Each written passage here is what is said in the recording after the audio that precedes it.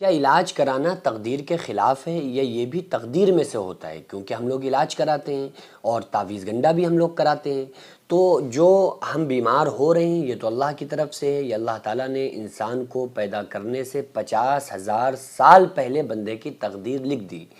تو اب جب ہم بیمار پڑ رہے ہیں یہ تو ہماری تقدیر میں لکھا ہوا ہے، تو اب ہمیں اس پر ہم جو دوا کھا رہے ہیں تو یہ تو ایسا نہیں لگ رہا ہے کہ بھائی تقدیر کے خلاف ہے، کیونکہ اللہ تبارک و تعالیٰ نے ہماری تقدیر میں لکھا ہے کہ بخار ہے، پھر ہم دوا کھا رہے ہیں، تو پھر یہ دوا کھانا کیا ہے؟ کھانا چاہیے یا نہیں کھانا چاہیے؟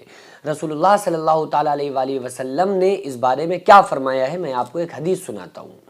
حضرت ابو خزامہ رضی اللہ تعالیٰ عنہ بیان کرتے ہیں کہ ایک شخص نے رسول اللہ صلی اللہ علیہ وآلہ وسلم سے عرض کیا کہ اے اللہ کے رسول صلی اللہ علیہ وآلہ وسلم، ہم لوگ جو جھاڑ پھونک اور دواؤں کا استعمال کرتے ہیں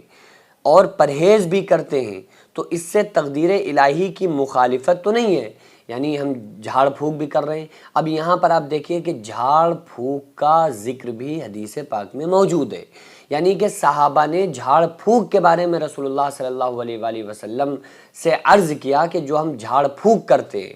اس سے پتہ چلا کہ صحابہ کرام جھاڑ پھونک کیا کرتے تھے،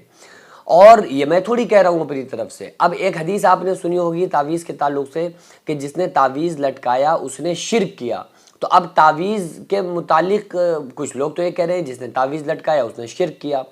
اور حدیث میں یہ بھی موجود ہے کہ آقا علیہ الصلوۃ والسلام نے فرمایا ہے کہ جس نے تعویذ لٹکایا اس نے شرک کیا، تو کچھ لوگوں نے اس بات کو لے لیا،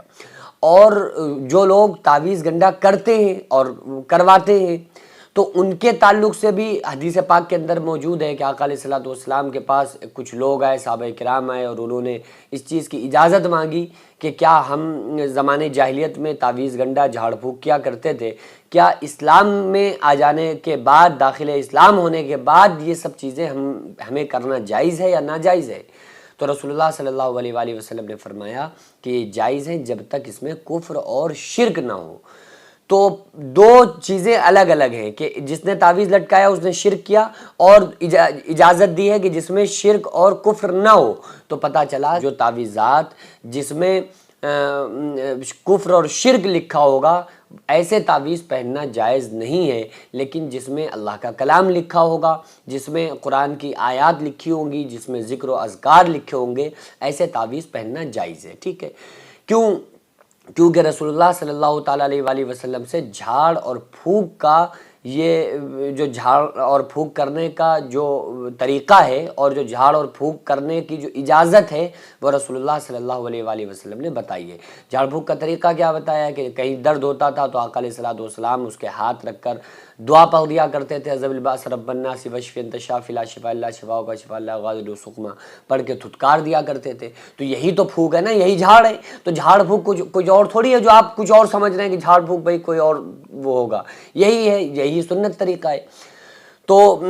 اب یہاں پر بھی وہی ایک چیز ملتی ہے کہ صحابہ کرام نے آ کر عرض کیا کہ یا رسول اللہ صلی اللہ علیہ وآلہ وسلم، ہم جو علاج کرتے ہیں اپنی بیماری کا، جھاڑ پھونک کرتے ہیں اپنی بیماری سے بچنے کے لیے، تو یہ تقدیر الہی کی مخالفت تو نہیں ہے۔ تو رسول اللہ صلی اللہ علیہ وآلہ وسلم نے کیا جواب دیا؟ آقا علیہ الصلوۃ والسلام نے فرمایا یہ بھی تقدیر الہی ہی ہے، یعنی یہ بھی تقدیر الہی، یہ بھی اللہ تبارک و تعالیٰ کی نے جو تقدیر لکھی ہے یہ بھی اسی میں سے ہے۔ یعنی اگر ہمیں بخار آیا اس کے لیے ہم نے دوا کا استعمال کیا